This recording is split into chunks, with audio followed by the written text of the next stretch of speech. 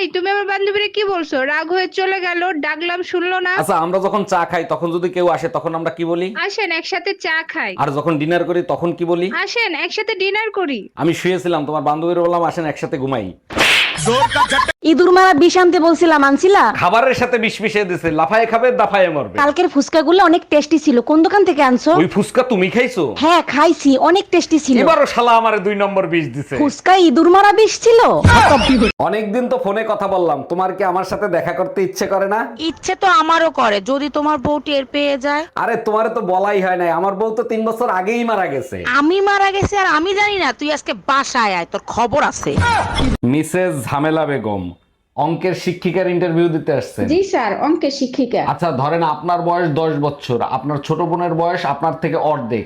30 বছর পর আপনার বোনের বয়স কত হবে? 15 বছর। 2020 সালে পাশ করছিলেন? জি স্যার, করোনা পাস। ভাই কই যেতেছেন? ভাই বাজারতে আছি, প্রধানমন্ত্রী কইছে হারিকেন কিনবা। কেন আপনার ওদিকে মাঝে মাঝে কারেন্ট যায়?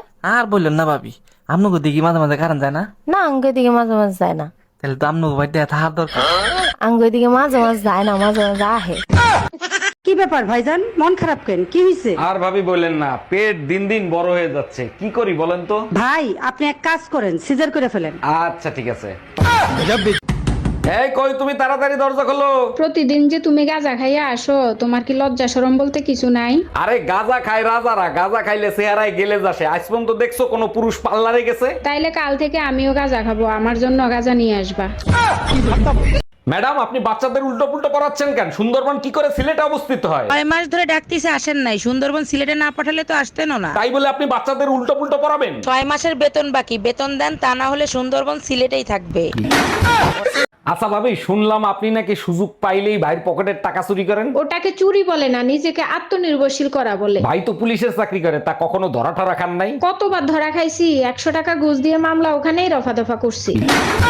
ভাইজান আপনাদের ঘরে চিনি আছে? আমার 1 কাপ চিনি দিবেন? আরে ভাবি, চিনি আজকেই শেষ হয়ে গেছে, মধু আছে, মধু দিয়ে দেই? না ভাইজান, মধু খাই না, মধু তো মৌমাছির মুখ থেকে বের হয় তাই। ও আচ্ছা, এর জন্যই আপনারে প্রতিদিন ডিম খাইতে দেখি। অরুণ ভাই এত তাড়াতাড়ি নামাজে যাচ্ছেন? নামাজের তো এখনো দেরি আছে। হুজুরের কাছে একটা প্রশ্ন করব তো, তার জন্য একটু তাড়াতাড়ি যাচ্ছি। আজকে আবার হুজুরের সাথে কি ঝামেলা বাঁধাবেন? অজু করে মসজিদে যাওয়ার পথে কোনো মেয়ের সাথে যদি টাচ লাগে তাইলে অজু থাকবে না থাকবে না? অজু থাকবে কিনা এটা হুজুর বলতে পারবে, কিন্তু ভাবি চাইলে হাত পা ভাঙবে এটা জানি।